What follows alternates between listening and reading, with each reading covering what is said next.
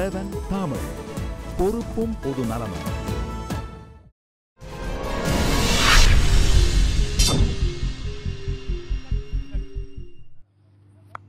சிறிய இடைவெளிக்கு பிறகு மீண்டும் RSTMT கம்பிகள் வழங்கும் கேள்வி நேரம் நிகழ்ச்சிக்கு உங்களை மிகுந்த அன்போடு வரவேற்கின்றேன்.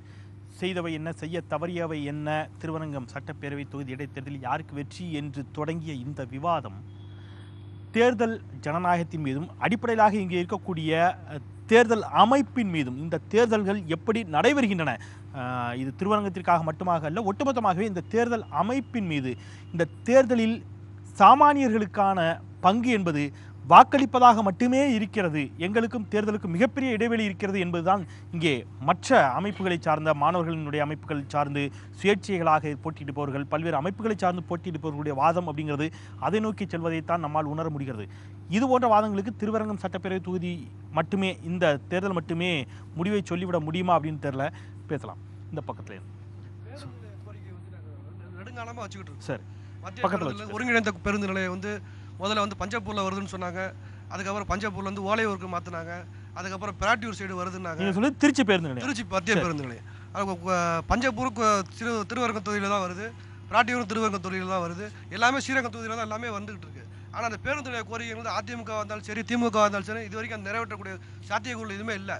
ஆனால் பேருந்து நிலையம் வருதுன்னு சொல்லி அவங்களோட லேண்ட் வேல்யூ தான் ஏறி போச்சு தவிர இது வரைக்கும் பேருந்து நிலையத்தை நாங்கள் பார்க்கவும் முடியல. அவர்கிட்ட கொடுங்க, அவர் நீங்கள் பேசுங்க. அதான் சார். ஹலோ, என்னோட இப்போ பேசிகிட்டு இருக்கோம், இஷ்யூ பேஸ்டாக நிறையா பேசிகிட்டே இருக்கோம். என்னோட கருத்து என்னென்னா, தேர்தல் அப்படிங்கிறது, தேர்தலை பற்றி இந்த இடத்துல நம்ம பேசி ஆகணும். தேர்தல் முறை அப்படிங்கிறத பற்றி நீங்களும் அடிக்கடி சொல்லிகிட்டே இருக்கீங்க. எனக்கு என்னென்னா, இப்போ நிற்கிறதுல நீங்களே சொன்னீங்க, ஒரு கட்சி வெற்றி பெற போகுதுன்னு எல்லாருக்குமே தெரிஞ்சும் ஏன் நிற்கிறீங்க, பணத்தை விரயம் பண்ணுறான்னு ஒருத்தர் சொன்னார் இல்லையா. நான் அதை எப்படி பார்க்குறேன் அப்படின்னா, இருக்கிற 28 பேருக்குமே தெரியும் உண்மையிலேயே எல்லாருமே தோற்றுருவாங்க, ஒரு கட்சி தான் ஜெயிக்கும் அப்படின்னு. தெரியும் ஒருத்தர் தான் ஜெயிப்பாரு அப்படின்னு எல்லாத்துக்குமே தெரியும், மீதி இருக்க 28 பேருக்கும்.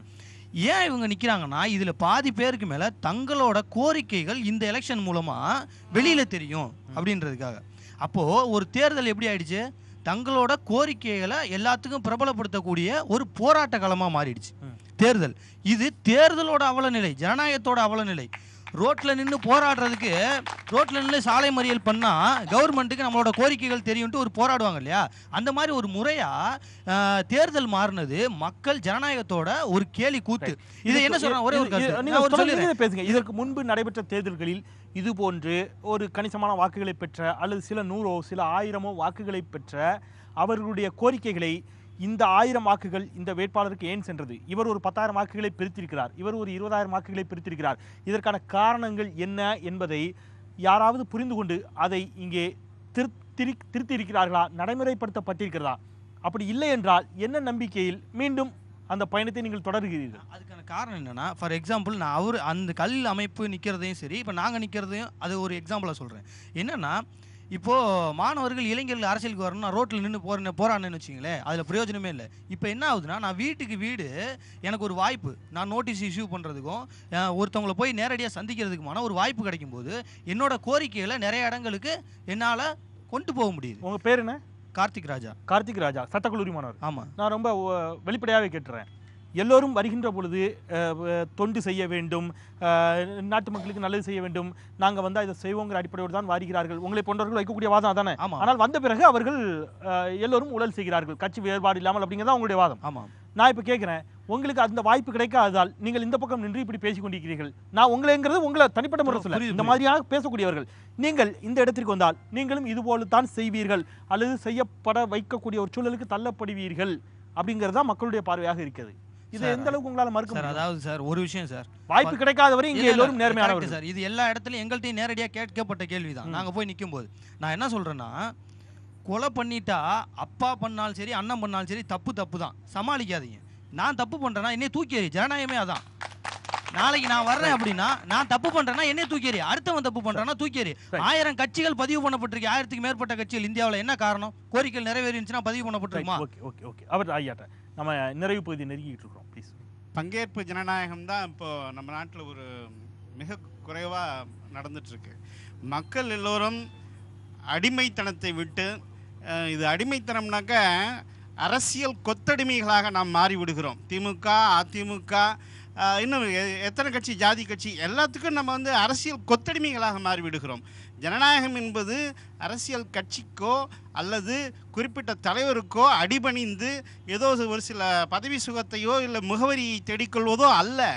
நமக்கும் நமது சந்ததியினருக்கும் நமக்கும் நமது சமுதாயம், ஒட்டுமொத்த சமுதாயத்திற்கும் நல்லது செய்யக்கூடியவர் யார் இருக்கிறாரோ அவரைத்தான் நாம் நாடி செல்ல வேண்டுமே தவிர. நீங்க பேசுற விஷயங்கள் அப்படிங்கிறது சோசியல் ரிஃபார்ம்ஸ், ஒரு சமூக மாற்றம், சமூக சீர்திருத்தம் அப்படிங்கறத பற்றி அப்படிங்கிறது இது வந்து மக்கள்கிட்ட வரணும். அதுதான் கேட்கிறேன். அதுதான் இது மக்களிடம் வர வேண்டியதா அரசியல்வாதிகளிடம் வர வேண்டியதா? ஆமா, மக்களிடம் வர வேண்டியது. மக்கள் எதை கேட்கிறார்களோ அரசியல்வாதிகள் அதை கொடுப்பார்கள்.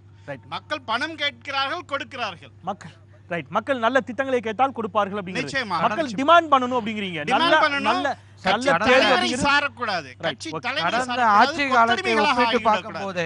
கடந்த ஆட்சி காலத்தை ஒப்பிட்டு பார்க்கும்போது மக்களின் முதலின் ஆட்சி எவ்வாறு உள்ளது, அம்மாவின் ஆட்சி திருச்சியில் இப்போ எப்படி இருக்கு, கடந்த ஆட்சியில் ஒப்பிட்டு பாருங்க. கடந்த ஆட்சி எப்படி இருந்துச்சு? ஒரு சதுரடி நம்ம வாங்க முடியுமா? ஒரு சதுரடி இன்னைக்கு வாங்க, நம்ம இன்னைக்கு இந்த சுதந்திரம் அன்னைக்கு எந்த இருந்தாலும் நம்ம வாங்கக்கூடிய உரிமை அம்மா கொடுத்துருக்காங்க. அம்மாவோட ஆட்சியில எந்த விதமான ஒரு ஊழலுக்கோ எதுக்கும் நான் திருப்பி கேட்க வர்றது, ஓகே, அது நிரூபணம் ஆகிறதா இல்லையாங்கிறது உச்சநீதிமன்றத்தில் போகட்டும். நான் அந்த வாதத்துக்குள்ள போனீங்கன்னா இவங்க எல்லாரும் திருப்பி வாதத்தை வேறு திசையை நோக்கி, வடக்கை நோக்கி எடுத்து சென்று விடுவார். என்னுடைய வாதம் அப்படிங்கிறது நான் திருவரங்கம் சட்டப்பேரவை தொகுதியை நோக்கி மட்டுமே குவித்தேன். ஆனால் அது தேர்தல் சீர்திருத்தத்தை நோக்கி நகர்ந்து கொண்டிருக்கிறது. அதை விட்டுட்டு இன்னொரு லைனுக்கு திருப்பி போயிடக்கூடாது. ஐயாட்டா இல்ல, நம்ம நேரம் இன்மேன் காரணமா ப்ளீஸ் இல்ல அங்க கொடுத்துருங்க. ஐயாட்டா கொடுத்துங்க ப்ளீஸ் சுருக்கமா ப்ளீஸ் சுருக்கமா, நம்ம நேரம். பொதுவாக திருவரங்கம் மக்களின் பொதுவான ஒரு வினா இது. ஆண்ட கட்சியாக இருந்தாலும் சரி, ஆளுகின்ற கட்சியாக இருந்தாலும் சரி, தங்களுடைய ஆட்சி திறனில் முழு நம்பிக்கை இருந்தால் இத்தனை கோடி செலவு எதற்கு? இத்தனை ஆயிரக்கணக்கான அமைச்சர்களும் மாஜி அமைச்சர்களும் வாகனங்களும் எதற்காக செயல்படுகின்றன என்பதை மட்டும் அரசியல்வாதிகள் எங்களுக்கு தெளிவுபடுத்த வேண்டும். கேள்விக்கு பதில் வரும். இப்ப நான் இதை எப்படி எடுத்துக்கிறேன், அவருடைய பதில் ஒரு வார்த்தை சொன்னாரு, அது பிறகு ஒரு கேள்வி கேட்கப்படுவதாக உணர்கிறேன். மக்கள் எதை கேட்கிறார்களோ அதை அரசியல்வாதிகள் கொடுக்க வேண்டிய சூழலுக்கு தள்ளப்படுவார்கள். ரைட், மக்கள் பணத்தை கேட்கிறார்கள், அதான் சொன்னார் இவர். நல்ல சமயம் எங்கள் வீட்டில் 7 ஓட்டு எவ்வளவு எனக்குன்னு கேட்குறாங்க. மக்கள் கரெக்ட் ஆயிட்டாங்க, மக்கள் சமூகத்திலிருந்து மாற்றம் ஏற்பட வேண்டும் அப்படிங்கிற ஒரு வாதத்தை வைக்கிறார்கள் அவர்கள். மக்கள் கேட்கக்கூடிய ஒரு சூழலுக்கு தள்ளப்பட்டிருப்பது, மக்கள் அந்த மாதிரியான ஒரு சூழலுக்கு ஆளாகி இருப்பது யார் குற்றம் அப்படிங்கிற ஒரு கேள்வி இங்கே இயல்பாக எழுகிறது. நாம் நிறைவு பகுதி நெருங்கி கொண்டிருக்கிறோம். நிறைவுக்கிறதாக 4 பேரும் 2 நிமிடங்கள் இருக்கின்றன. தலா 1.5 நிமிடங்களை எடுத்துக்கொள்ளலாம். ப்ளீஸ் முடிச்சிருங்க. நாங்கள் வெற்றி பெற்றுட்டோம். மக்கள்கிட்ட வந்து எங்கள் கோரிக்கையை கொண்டு போய் சேர்க்கணும். 234 எம்எல்ஏக்களும் படித்து பார்த்துட்டாங்க எங்கள் கோரிக்கையை. இன்றைக்கி இந்திய அரசும் மத்திய மாநில அரசுகள் 2 அரசுகளும் எங்கள் கோரிக்கையை பார்த்துட்டாங்க. அதுபோக மக்களுடைய எதிர்பார்ப்பு கூடிய சீக்கிரத்தில் நிறைவேறுங்கிற நம்பிக்கை இருக்குது. இன்னொன்று இந்த இடத்துல பதிவு செய்யணும். வீழ்ந்த இடத்தில், இந்த மண்ணில் தான் நாங்கள் வீழ்ந்தோம். 70-72 வீழ்ந்த இடத்தில் எழுதுறோம். எங்கள் மக்களுடைய நாடி நரம்புகளை தட்டி எழுப்பிட்டோம். அது போல எங்களுக்கு கிடைச்ச வெற்றி. சுருக்கமாக, புதுக்கோட்டையில் இடைத்தேர்தல் நடந்தது. அதுக்கு போயிருந்தோம், நடந்ததை கண்ணார பார்த்தோம். சுருக்கமா தேர்தலுக்கு ஒரு 3 நாளைக்கு முன்னாடி மக்கள் சாலமறியல் பண்ணாங்க. உடனே காவல்துறையெல்லாம் வந்தாங்க, வருவாய்த்துறை அதிகாரிகள், தேர்தல் ஆணையத்தை சார்ந்த அதிகாரிகள்லாம் வந்தாங்க. எதுக்குன்னு கேட்டாங்க. பக்கத்து தெருவுக்கு ஓட்டுக்கு பணம் கொடுத்து 4 நாள் ஆகுது, எங்களுக்கு இன்னும் கொடுக்கல, எப்போ பணம் வர்றது? சாலமறியல் பண்ணா தான் பணம் கொடுப்பானுங்க, இல்லைன்னா கொடுக்க மாட்டானுங்க. வால வந்து உட்கார்ல அப்படின்னு பொம்பளை பிள்ளைகள்லாம் வந்து உட்கார்றாங்க. இருங்க, தேர்தல் ஆணையம் எத்தனை பேர் உட்கார்ந்துருந்தாங்களோ அத்தனை பேர்த்தையும் கைது பண்ணி அவங்கள வந்து ஒரு 6 மாதம் தண்டிச்சிருந்தா எவனுக்காச்சும் பணம் கேட்கக்கூடிய என்ன வருமா, நினப்பு வருமா? தக்காங்கு நாடி தலைச்செல்லாம் வண்ணத்தால் ஒத்தாங்கு ஒருப்பது வேந்து. தேர்தல் ஆணையம் சரியா செயல்பட்டு இருந்தால் இந்த தவறுகளுக்கு, முறைகேடுகளுக்கு, ஒழுங்கினங்களுக்கு வழியே கிடையாது. நன்றி.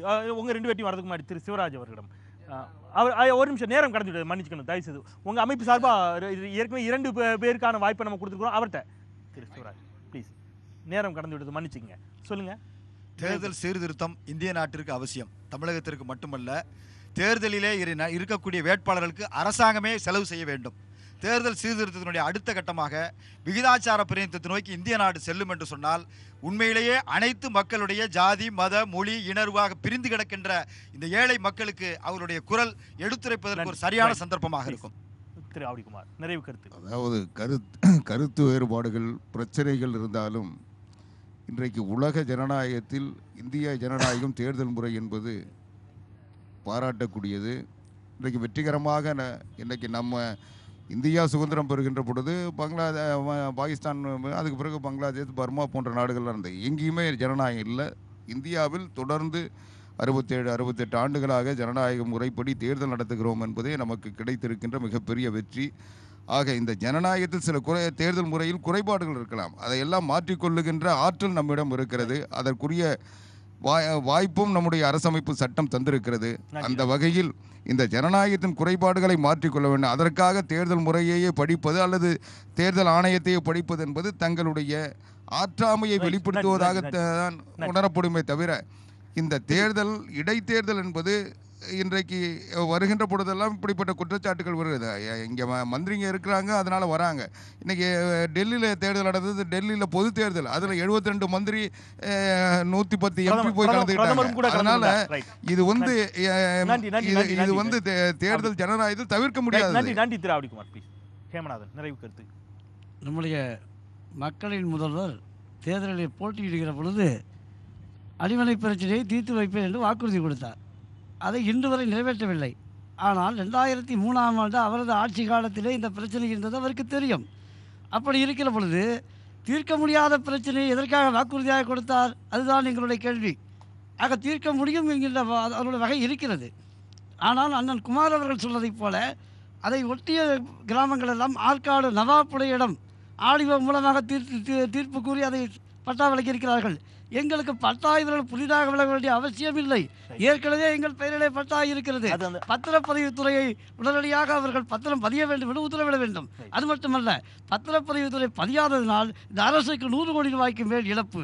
அதே நேரத்தில் நகர வங்கிகளே அடமானம் வைக்க முடியாதனால் பல கோடி ரூபாய் இழப்பு ஏற்பட்டிருக்கிறது.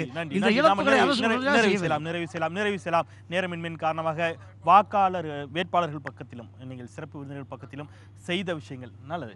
நம்ம ப்ளீஸ் டைம் இல்லை, ப்ளீஸ் நம்ம இல்லை நம்ம டைம் முடிஞ்சிருச்சு. நம்ம இன்னும் 2 நாட்கள் நீட்டித்தாலும் கூட உங்கள் எல்லோருக்கும் பேசுவதற்கு ஏதாவது ஒன்று நிச்சயமாக இருந்து கொண்டே இருக்கும். ரைட், முற்றிலுமாக உங்களால் உங்களுடைய பிரச்சனைகளை சொல்லியே முடிக்க முடியாது. இந்த மாதிரியான ஜனநாயகத்தில் கொடுக்கப்பட்ட நேரத்திற்குள் நாம் நிறைவு செய்ய வேண்டிய கட்டாயத்தில் இருக்கிறோம். நன்றி. நாம் நிறைவு செய்யலாம்.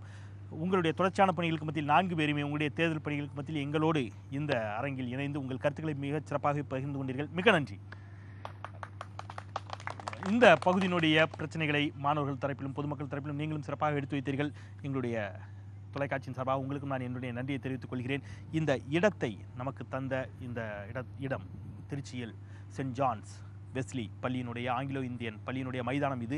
இந்த இடத்தை தந்த அவர்களுக்கும் நான் இந்த நேரத்தில் நான் நன்றி சொல்ல கடமைப்பட்டிருக்கிறேன். நம்முடைய தொலைக்காட்சியின் சார்பாக இந்த அளவில் இந்த நிகழ்ச்சியை நிறைவு செய்யலாம். தேர்தல் சீர்திருத்தம் மட்டுமே, விதாச்சார பிரதிநிதித்துவம் தேவை.